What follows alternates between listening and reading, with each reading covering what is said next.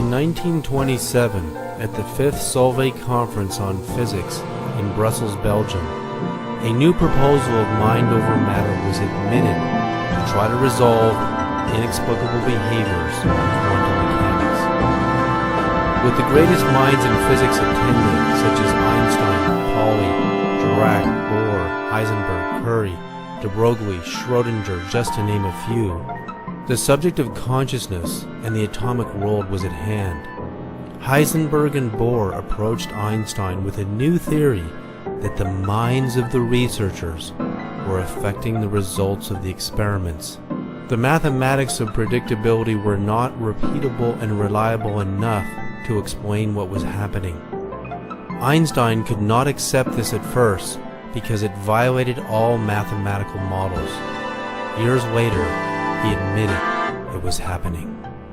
Einstein said, "Anyone who becomes seriously involved in the pursuit of science becomes convinced that there is a spirit manifest in the laws of the universe, a spirit vastly superior to that of man."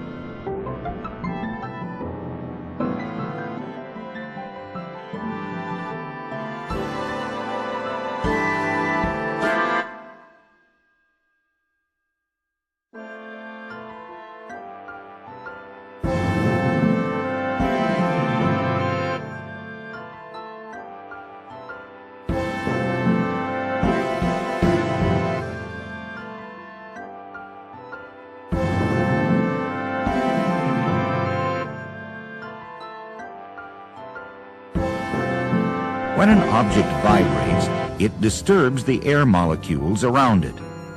The molecules carry the energy of the sound in all directions. The sound travels out as waves. Think of a wave in water. If we drop a pebble into a pond, the waves move out from where the pebble hit the water. Sound travels in waves, but in all directions. Here is a tuning fork. When we strike it, it gives off a certain tone. If we could see what is happening, it might look like this. The tuning fork is vibrating. As the prongs move out, they push against the air molecules around them. The molecules push together, which is called compression.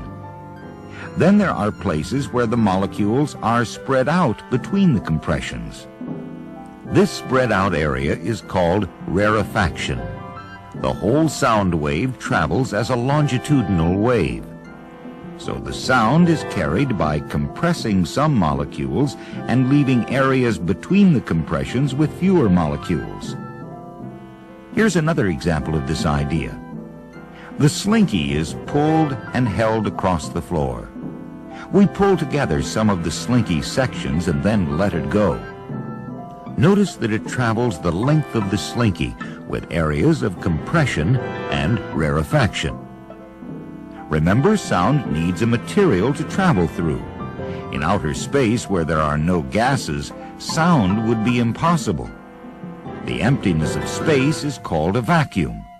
There are no molecules of matter for sounds to move through, so in outer space there are no sounds. Two things are needed for making sounds: vibrating matter to create the waves, and a medium, something to carry the sound waves.